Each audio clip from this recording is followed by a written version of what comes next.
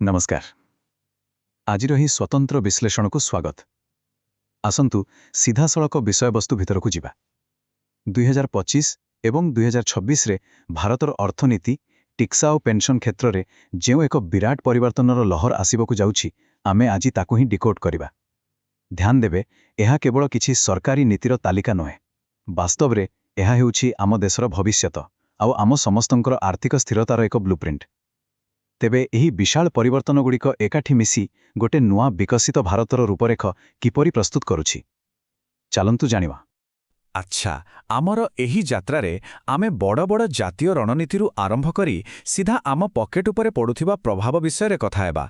आज आमे देखिबा केंद्रीय बजेट 2026 रो संपूर्ण चित्र, नुआ आयकर आईन, बहुप्रतीक्षित अष्टम वेतन कमिशन, पेंशन क्षेत्र में आसुथिबा नुआ विप्लव, असंगठित श्रमिकंक पई सहायता आउ शेषरे आम वयस्क नागरिकंक पई बाकी रही जाइथिबा किछि जरूरी एजेंडा। तबे आरंभ करिबा आमर प्रथम विभागरु केंद्रीय बजेट 2026 रो विश्लेषण दि मैक्रो विजन। एही 2026-27 बजेट को प्रकृतरे गोटे युव शक्ति चालित इंजिन भाव डिजाइन करा जाइछि, जार एकमात्र बड़ लक्ष्य है 2047 सुधा भारत को एक संपूर्ण विकसित राष्ट्र में परिणत करवा। आउ एहार सबुठु बड़ खबर हेउछि 12 लाख टंका।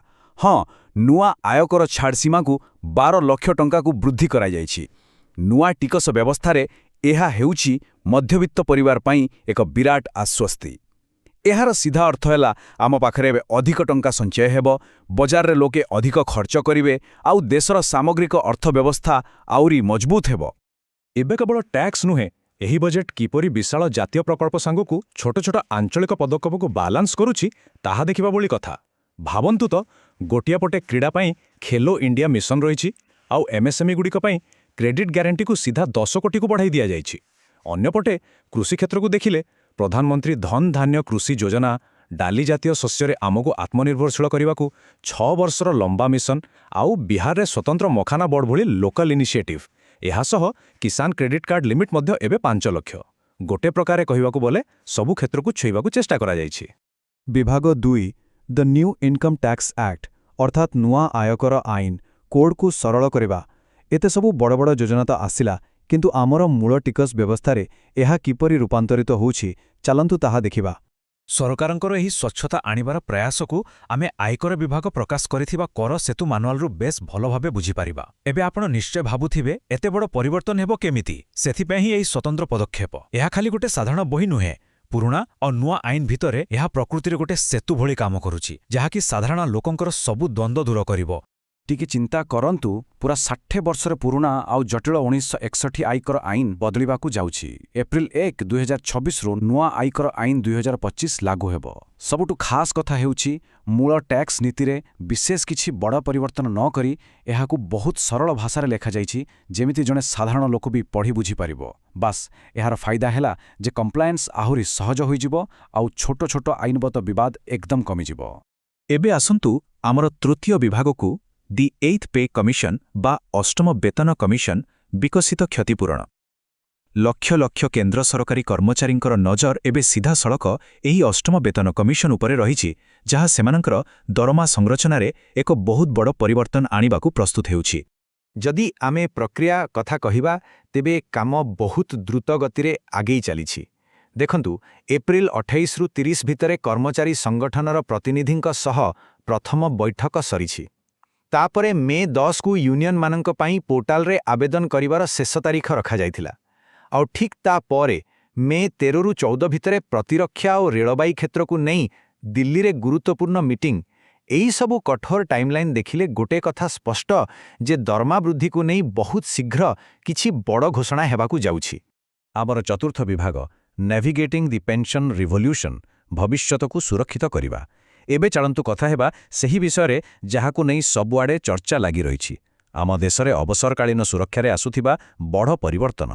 भारतीय पेंशन व्यवस्था केमिति गोटे रूपरु अन्य रूपकू जाइछि ताहा बुझिबा निहाती दरकार। प्रथमे थिला ओल्ड पेंशन स्कीम ओपीएस, जेउथिरे आजीवन ग्यारंटी तो थिला, किंतु सरकारी राजकोष उपरे एक प्रकार भारी बोझ पड़ुथिला। तापरे आसिला नेशनल पेंशन सिस्टम ଏନ୍ପିଏସ୍ ଏହା ସ୍ଥାୟୀ ଥିଲା ସତ କିନ୍ତୁ ପୁରାପୁରି ବଜାରର ଓଠାପକା ଉପରେ ନିର୍ଭରଶୀଳ ଥିଲା ଯାହା ଟିକେ ରିସ୍କି ଥିଲା। ଆଉ ଏବେ ଆସିଛି ନୂଆ ୟୁନିଫାଇଡ୍ ପେନ୍ସନ୍ ସ୍କିମ୍ ବା ୟୁପିଏସ୍। ଏହା ଗୋଟେ ବଢ଼ିଆ ମଝି ରାସ୍ତା ବାହାର କରିଛି। ଦୀର୍ଘ ସେବା ପାଇଁ 50% ନିଶ୍ଚିତ ପେ ଆଉଟ୍ ସାଙ୍ଗକୁ ଆର୍ଥିକ ଶୃଙ୍ଖଳାର ଏକ ସୁନ୍ଦର ସନ୍ତୁଳନ। କିନ୍ତୁ ଏଠି ଗୋଟେ ଆଶ୍ଚର୍ଯ୍ୟ କରିବା ଭଳି ତଥ୍ୟ ଅଛି। ଏହି ନୂଆ ବ୍ୟବସ୍ଥାରେ ଏତେ ଭଲ ଗ୍ୟାରେଣ୍ଟି ଥାଇ ବି କର୍ମଚାରୀମାନେ ଏହାକୁ ଆପଣେଇବାକୁ କୁଣ୍ଠାବୋଧ କରୁଛନ୍ତି। ଆପଣ ବିଶ୍ୱାସ କରିବେନି, ପ୍ରାୟ 24 ଲକ୍ଷ ଯୋଗ୍ୟ କର୍ମଚାରୀଙ୍କ ଭିତରୁ ସେପ୍ଟେମ୍ବର 2025 ଡେଡ୍ଲାଇନ୍ ପୂର୍ବରୁ ମାତ୍ର 40,000 କର୍ମଚାରୀ ଏହି ନୂଆ ସ୍କିମ୍କୁ ବାଛିଛନ୍ତି। ଏହାର ମାନେ ହେଉଛି ଯେ ଲୋକଙ୍କ ମନରେ ଏବେ ବି କେଉଁଠି ନା କେଉଁଠି କିଛି ଦ୍ୱନ୍ଦ୍ୱ ରହିଛି ଆଉ ନୂଆ ବ୍ୟବସ୍ଥା ପ୍ରତି ବିଶ୍ୱାସ ଜିତିବା ଆହୁରି ବାକି ଅଛି। ବଡ଼ମାନଙ୍କ କଥା ତ ଗଲା, ଆଗାମୀ ପିଢ଼ି ପାଇଁ କ'ଣ ଅଛି? ସେଥିପାଇଁ ଆସିଛି ଏନ୍ପିଏସ୍ ବାତ୍ସଲ୍ୟ। ସେପ୍ଟେମ୍ବର 2024ରେ ଆରମ୍ଭ ହୋଇଥିବା ଏହି ଯୋଜନା ବାପାମାଙ୍କୁ ସୁଯୋଗ ଦିଏ ଯେ ସେମାନେ ପିଲାଦିନରୁ ହିଁ ନିଜ ପିଲାଙ୍କ ପାଇଁ ଟଙ୍କା ସଞ୍ଚୟ କରିପାରିବେ। ଆଉ ସବୁଠୁ ମଜାଦାର କଥା ହେଲା, ପିଲାଟି 18 ବର୍ଷର ହେବାକ୍ଷଣି ଏହି ଆକାଉଣ୍ଟ ଆପେ ଗୋଟେ ସାଧାରଣ ଏନ୍ପିଏସ୍ ଆକାଉଣ୍ଟରେ ବଦଳିଯିବ। କମ୍ପାଉଣ୍ଡ ଇଣ୍ଟରେଷ୍ଟର ଯାଦୁ କାମ କରିବ ଆଉ ପିଲାଟିର ରିଟାୟାରମେଣ୍ଟ ପ୍ଲାନିଂ ପିଲାଦିନରୁ ହିଁ ମଜବୁତ ହୋଇଯିବ। ଏଥର ପଞ୍ଚମ ବିଭାଗ, ଅସଂଗଠିତ ଶ୍ରମିକଙ୍କ ପାଇଁ ସହାୟତା ଦି PMSYM ଲାଇଫଲାଇନ୍। ଆମ ଦେଶର 90%ରୁ ଅଧିକ ଶ୍ରମିକ କୌଣସି ଆନୁଷ୍ଠାନିକ କମ୍ପାନୀରେ କାମ କରନ୍ତି ନାହିଁ। ତେବେ ସେମାନଙ୍କ ପାଇଁ କି ପ୍ରକାର ସୁରକ୍ଷା ବଳୟ ପ୍ରସ୍ତୁତ କରାଯାଉଛି, ଚାଲନ୍ତୁ ଜାଣିବା। ପ୍ରଧାନମନ୍ତ୍ରୀ ଶ୍ରମଯୋଗୀ ମାନଧନ। ଏହା ହେଉଛି ଦୈନିକ ମଜୁରିଆ, ରାସ୍ତା କଡ଼ର ବ୍ୟବସାୟ କିମ୍ବା କୃଷି ଶ୍ରମିକଙ୍କ ପାଇଁ ଏକ ବରଦାନ, ଯେଉଁମାନଙ୍କର ମାସିକ ଆୟ 15,000ରୁ କମ୍ ଅଟେ। ଭାବନ୍ତୁ ତ, ମାସକୁ ମାତ୍ର 55 ଟଙ୍କା। ହଁ, ମାସକୁ 55 ଟଙ୍କା ଜମା କରିବା, ଯେଉଁଥିରେ ସରକାର ମଧ୍ୟ ଠିକ୍ ସେତିକି ଟଙ୍କା ମିଶାଇବେ। ଜଣେ ବ୍ୟକ୍ତି 60 ବର୍ଷ ବୟସ ପରେ ପ୍ରତି ମାସ ନିଶ୍ଚିତ 3,000 ଟଙ୍କା ପାଇପାରିବେ। ବୃଦ୍ଧାବସ୍ଥାରେ ଏହା ପ୍ରକୃତରେ ଗୋଟେ ବିରାଟ ସାହାରା। ଆଉ ସବୁଠୁ ବଢ଼ିଆ କଥା ହେଲା, ଏଥିରେ ସାମିଲ ହେବା ପ୍ରକ୍ରିୟା ଏତେ ସହଜ ଯେ କହିଲେ ନ ସରେ। ବାସ୍ ନିଜର ଆଧାର କାର୍ଡ ଆଉ ବ୍ୟାଙ୍କ ଖାତା ଧରି ପାଖ କମନ ସର୍ଭିସ ସେଣ୍ଟର ବା CSCକୁ ଯାଆନ୍ତୁ। ସେଠାରେ ବାୟୋମେଟ୍ରିକ ସ୍କାନ୍ କରି ଅନଲାଇନ୍ ଫର୍ମ ପୂରଣ କରନ୍ତୁ, ନଗଦ ଆକାରରେ ପ୍ରଥମ ଦେୟ ଦିଅନ୍ତୁ ଆଉ ଅଟୋ ଡେବିଟ୍ ସେଟ୍ କରି ନିଅନ୍ତୁ। ବାସ୍ ସେଇଠି ହିଁ ଆପଣଙ୍କୁ ଆପଣଙ୍କ PMSYM କାର୍ଡ ମିଳିଯିବ। କୌଣସି ଜଟିଳ କାଗଜପତ୍ରର ଝିଞ୍ଝଟ ନାହିଁ। ଗୋଟିଏ ଥରର ପରିଦର୍ଶନ ଆଉ ଆଜୀବନ ସୁରକ୍ଷା ପକ୍କା। ଶେଷ ବିଭାଗ 6, ବୟସ୍କମାନଙ୍କ ପାଇଁ ବାକିଥିବା ଏଜେଣ୍ଡା। ଅସୁରକ୍ଷିତ ଜନସଂଖ୍ୟା। ବର୍ତ୍ତମାନ ଯାଏଁ ଆମେ ବହୁତ କିଛି ଭଲ କଥା ଶୁଣିଲେ, କିନ୍ତୁ ଏବେ ଆମକୁ ତଥ୍ୟ ଆଧାରରେ ଗୋଟେ କଠୋର ବାସ୍ତବତା ଉପରେ ବି ନଜର ପକାଇବାକୁ ହେବ, ଯାହାକୁ ସମାଧାନ କରିବା ଆମ ମ୍ୟାକ୍ରୋ ଅର୍ଥନୈତିକ ନୀତିଗୁଡ଼ିକ ପାଇଁ ଏବେ ବି ଗୋଟେ ଚ୍ୟାଲେଞ୍ଜ ହୋଇ ରହିଛି। ଆମ ଭାରତରେ ପ୍ରାୟ 149 ନିୟୁତ ବା ପାଖାପାଖି 15 କୋଟି ବୟସ୍କ ବ୍ୟକ୍ତି ଅଛନ୍ତି। କିନ୍ତୁ ଧ୍ୟାନ ଦେବା କଥା ହେଉଛି ଯେ ସେମାନଙ୍କ ମଧ୍ୟରୁ 71% ବୟସ୍କ କେବଳ ଗ୍ରାମାଞ୍ଚଳରେ ହିଁ ବାସ କରୁଛନ୍ତି ଆଉ ମାତ୍ର 29% ସହରାଞ୍ଚଳରେ ଅଛନ୍ତି। ଗାଁରେ ରହୁଥିବା ଏହି ବୟସ୍କମାନେ ଆର୍ଥିକ ସାହାଯ୍ୟ ଉପରେ ବହୁତ ମାତ୍ରାରେ ନିର୍ଭରଶୀଳ। ବିଶେଷ କରି ମହିଳାମାନଙ୍କର ଅବସ୍ଥା ଆହୁରି ସମ୍ବେଦନଶୀଳ, କାରଣ ଅନେକଙ୍କ ପାଖରେ ନିଜସ୍ୱ ଆୟର କୌଣସି ବି ସ୍ଥାୟୀ ଉତ୍ସ ନଥାଏ। ଏବେ ଏହି ତଥ୍ୟଗୁଡ଼ିକୁ ଟିକେ ଗମ୍ଭୀରତା ସହ ଦେଖନ୍ତୁ। ରିପୋର୍ଟ କହୁଛି ଯେ 40% ବୟସ୍କ ସମ୍ପୂର୍ଣ୍ଣ ଗରିବୀ ଶ୍ରେଣୀରୁ ଆସନ୍ତି। ପ୍ରାୟ 19%ଙ୍କ ପାଖରେ ଆୟର କୌଣସି ବାଟ ହିଁ ନାହିଁ। ଆଉ ସବୁଠୁ ଦୁଃଖର କଥା ହେଉଛି ଯେ ଜାତୀୟ ବୟସ୍କ ପେନ୍ସନ୍ ଯୋଜନାରେ ମାସକୁ ଯେଉଁ 200ରୁ 500 ଟଙ୍କା ମିଳୁଛି, ତାହା 2012 ମସିହାରୁ ଆଜି ଯାଏଁ ଟଙ୍କାଟିଏ ବି ବଢ଼ିନାହିଁ। 2024-27 ବଜେଟ୍ରେ ଏଥିପାଇଁ ଯେଉଁ ଅର୍ଥ ବରାଦ ହୋଇଛି, ମୁଦ୍ରାସ୍ଫୀତି ବା ମହଙ୍ଗା ମାଳ ଆଗରେ ତାହା ସମୁଦ୍ରକୁ ଶଙ୍ଖେ ଭଳି। ଏପରିକି ବିଧବା ପେନ୍ସନ୍ ଯୋଜନାର ମଧ୍ୟ ପ୍ରକୃତ ଖର୍ଚ୍ଚ କମିଥିବାର ଦେଖିବାକୁ ମିଳୁଛି। ବାସ୍ତବରେ ଏହା ଏକ ଚିନ୍ତାର ବିଷୟ, ନୁହେଁ କି?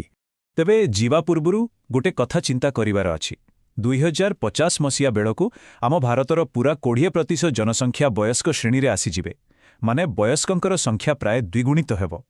ଏଭଳି ସ୍ଥିତିରେ ଏକ ଯୁବ ଚାଳିତ ଦେଶର ବଜେଟ୍ ନିଜର ଏହି ବର୍ଦ୍ଧିତ ବୟସ୍କ ନାଗରିକମାନଙ୍କୁ ସୁରକ୍ଷା ଓ ସମ୍ମାନ ଦେବାକୁ କିପରି ରୂପାନ୍ତରିତ ହେବ? ଆମର ଏହି ଅର୍ଥନୈତିକ ନୀତିଗୁଡ଼ିକ କେତେ ଶୀଘ୍ର ବଦଳିବା ଆବଶ୍ୟକ? ଏହି ପ୍ରଶ୍ନ ସହ ଆଜିର ଏହି ବିଶ୍ଳେଷଣ ଆମେ ଏଇଠି ରଖିବା। ଭାରତର ଏହି ନୂଆ ଆର୍ଥିକ ଯାତ୍ରାକୁ ବୁଝିବାରେ ଆମ ସହ ସାମିଲ ହୋଇଥିବାରୁ ଆପଣ ସମସ୍ତଙ୍କୁ ଅଶେଷ ଧନ୍ୟବାଦ।